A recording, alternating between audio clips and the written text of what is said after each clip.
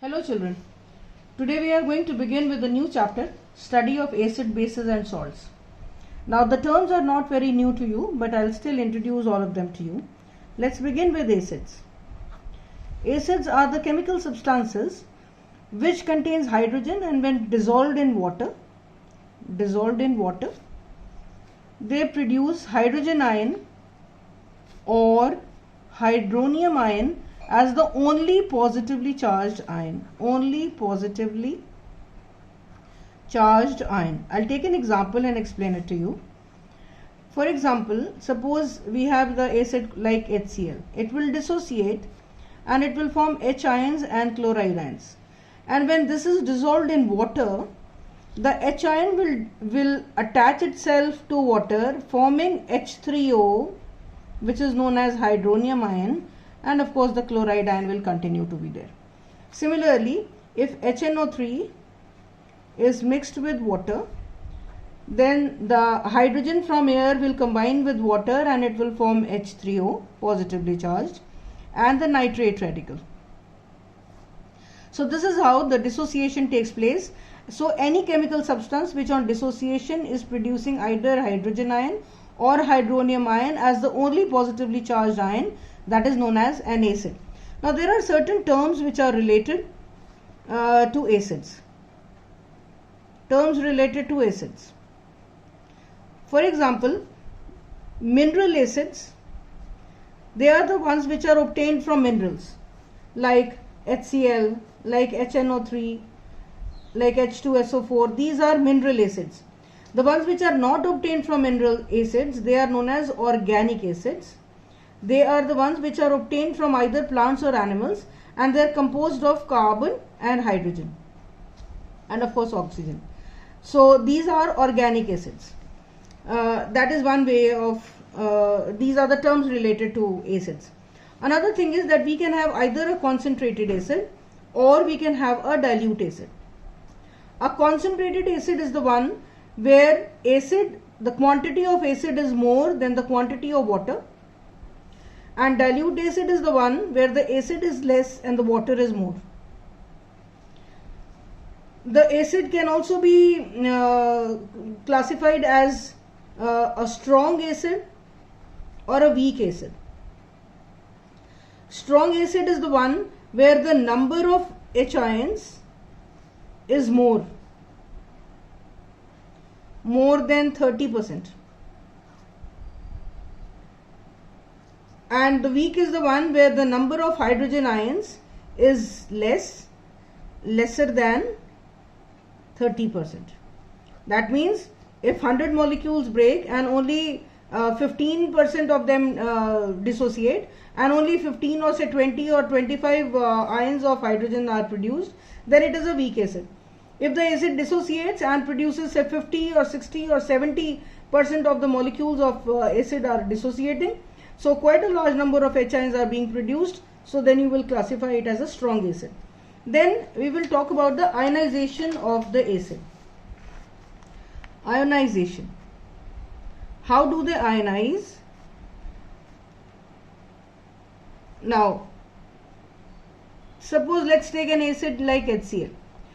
When it will ionize into H ion and chloride ion. That means this molecule of acid on complete dissociation gave only one hydrogen ion. This is known as a monobasic acid.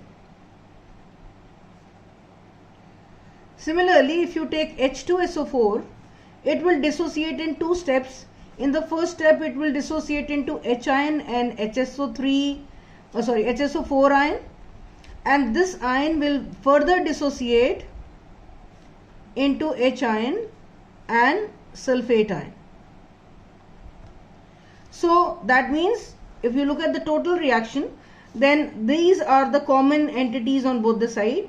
H2SO4 is dissociating and it is producing two H ions and one sulfate ion. So such an acid which on complete dissociation produces two hydrogen ion, that is known as a dibasic acid. I am taking the example of a tribasic acid now. H3PO4 on dissociation it will ionize into H ion, and two hydrogen ions will continue to exist with phosphate radical. They will be, this is known as dihydrogen phosphate. So this H2PO4 will dissociate further, and one more H ion will be given out, and one will continue to be with phosphate radical. This HPO4 will again dissociate further, form H ion and PO4.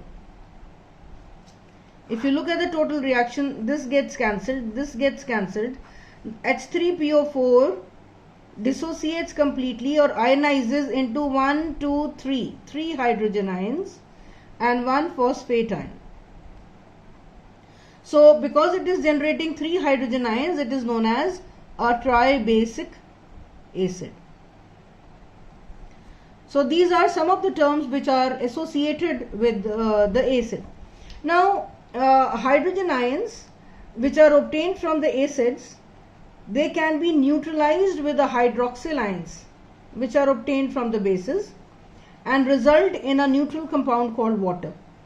This type of a reaction is known as a neutralization reaction. We shall study about it a little later, but before that let me tell you what a base is. A base is I am talking of bases. Now bases are the chemical substances. These are the chemical substances which on complete dissociation, they will form hydroxyl ions as the only negatively charged ions. Only negatively charged ions. That means no other negatively charged ions will be produced on the dissociation. So if we take the example of say NaOH, it will dissociate into sodium ion and hydroxy ion. This is a reversible reaction. So sodium ion and hydroxy ion. So because it is generating a hydroxy ion, that is why it can be classified as a base. Now similarly, you can take the example of any. Now the bases which get dissolved in water, bases which are soluble in water, they are referred to as alkalis. Now just as we could have a strong acid and a weak acid, or a concentrated acid or a dilute acid, similarly the bases can either be concentrated or dilute. The concept remains the same. In a dilute base, water will be more and the base will be less. Concentrated will have less of water and more of base. This is one way. You can have a strong alkali or a strong base and a weak base also. Strong will be complete dissociation. Complete dissociation, and it will produce large number of OH ions.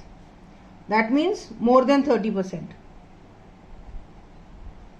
If the number of hydroxy ions is more than or equal to 30%, that means out of 100 molecules of a base, more than 30 molecules are dissociating and producing more than 30 hydroxyl ions, then the base is referred to as a strong base. While the weak one is the which shows partial dissociation and forms very few hydroxyl ions. That means less than 30%. So depending upon the number of hydroxyl ions it can produce, for example say NaOH on dissociating will form Na ions and only one hydroxy ion, only one. So this is known as a monoacidic base. Or if you take zinc hydroxide, zinc hydroxide, this on dissociation will produce zinc ion and 2 hydroxy ions. So because it is generating 2 hydroxy ions, it is known as a diacidic base. Now let's talk of ferric hydroxide. This ferric hydroxide on dissociation will form ferric and 3 hydroxy ions. Because 3 hydroxy ions are produced from one molecule, it is known as a triacidic base. So this is how the bases can be classified into monoacidic, diacidic or triacidic. Now what exactly do you understand? Now what do you think are bases? Bases are the oxides or hydroxides of metals. Oxides or hydroxides of metals are referred to as bases. There are certain bases which are soluble in water, as I have already told you, and they are known as alkali. So if somebody asks you what is the difference between a base and an alkali, you will say bases are the ones which do not dissolve in water. They are the oxides or hydroxides of metals, whereas alkalis are the ones which are soluble in water. Okay. Examples of alkalis are sodium hydroxide, potassium hydroxide and ammonium hydroxide. Now I hope as I told you, these are the oxides and hydroxides of metals. So that means the cation is always a metal. How come ammonium hydroxide is an alkali?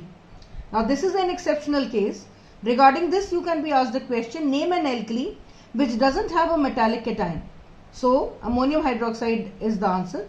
You've just studied about the lone pair effect in ammonia, how ammonia leads to the formation of ammonium. So because of the lone pair effect, this ammonia obtains a positive charge, and when it gets associated with the hydroxy radical, then it forms ammonium hydroxide. Because this hydroxy is a replaceable one, so that is why this also comes under alkali. So all the bases have either one or more than one replaceable hydroxyl ion. Alright, so I was talking about neutralization. Neutralization is a process in which the hydrogen from an acid and hydroxyl from the base, they neutralize each other. That means hydrogen from here and the hydroxyl from here, they neutralize they combine with each other and form water, and the cation of this and the anion of this combine with each other and form a compound or chemical substance which is known as a salt. So what is a salt? Salt is a chemical substance which on complete dissociation will produce a positive ion anything other than H ion and a negative ion which is anything other than hydroxyl ion. So that is known as a salt.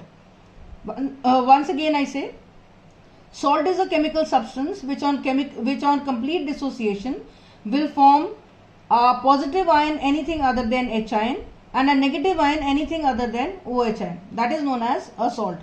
Or it can also be defined as a chemical substance which is formed on neutralization of an acid with a base. When an acid and a base combine, then the chemical substance which is produced besides water is known as a salt. Alright. Now we have some chemical substances which are referred to as indicators. Indicators. These are actually they are made up of organic dyes. If you want to define the term, indicators are the chemical substances which abruptly show a change in the color when they are brought into a solution. Depending upon the hydrogen ion concentration of a solution, these indicators, they show an abrupt change in their color. You must have already heard about litmus solution. It may either be a solution or it may be a paper. Litmus solution or methyl orange or phenolphthalein, all of them are known as the indicators. Now these indicators, they show a change in the color and tell whether the given substance is acidic or whether it is basic. Now, but all of them are their results are not very trustworthy. Their results are not reliable. Sometimes they indicate the weak acids to be the bases, which is incorrect. That is why they are said that their results are not reliable. There is another indicator which is known as the pH scale. We have a paper also which is known as pH paper. Now this is referred to as a universal indicator. Universal indicator, which will tell you absolutely correctly whether the given solution is an acid or a base. Now to understand the procedure, pH refers to the hydrogen ion concentration. H refers to the full form of pH is potens hydrogen. Potens hydrogen. That means the power of hydrogen. Power of hydrogen. Okay. So more the amount of hydrogen, acidic the solution is, lesser the number of hydrogen ions in a solution, more basic it is. If you want just a brief introduction of how the pH paper works. Now if you look at the pH paper, a neutral pH paper will always show you the pH of 10 raised to minus 7. So this is supposed to be the neutral solution. A solution whose pH is 10 raised to minus 7 is a neutral solution. Okay. If the pH is anything say from 10 raised to 10 raised to minus 1 to 10 raised to minus 7, then it is referred to as an acid. And if it is anything from 10 raised to minus 7 to 10 raised to minus 14, then it is basic. Okay. So the various colors, or depending upon the concentration of the hydrogen ion concentration, it may the neutral solution will always show you a green color, and if the pH is a little less than that, say 10 raised to minus 5 or something, then it will show you yellow color. If it is a little more, then it will show you orange color, and if it is 10 raised to minus 1 or minus 2, it will show you a red color. So if we dip the pH paper in a solution and the color changes to either yellow or orange, then the given solution is weakly acidic, and if it changes to red or deep pink, then it is a strong acid. That means as we move towards this side, the strength of the acid keeps on increasing. This one is the strong acid. This one is acidic but a weak acid. So the strength of the acid keeps on increasing as you move away from the neutral solution. This is a weak acid. Likewise, we have say 10 raised to 9, 10 raised to 11 or 10 raised to 14. All of them, the basic character keeps on increasing as we move away from the neutral solution. So here the color will be violet, indigo and blue. So various shades of blue are indicative of the basic character, and various shades of red and pink and orange are referred to as the acidic solution. The strength with 10 raised to minus 14 indicates a very strong alkali, while this one shows an alkali, but this one is a weak alkali. So as you see, as we move away from the neutral solution, the strength of the alkali increases on this side and strength of the acid increases on this side. So this tells you, we call pH paper a universal indicator, because it not only tells you whether the solution is either acid or a base, it also tells you the strength of the acid, whether it is a strong acid or a weak acid or a weak base or a strong base. This also is told. That is why it is known as universal indicator. Important question: why is pH known as the universal indicator? That should be all for today, children. Rest of the things we'll do in the next class. Have a good day. Bye bye.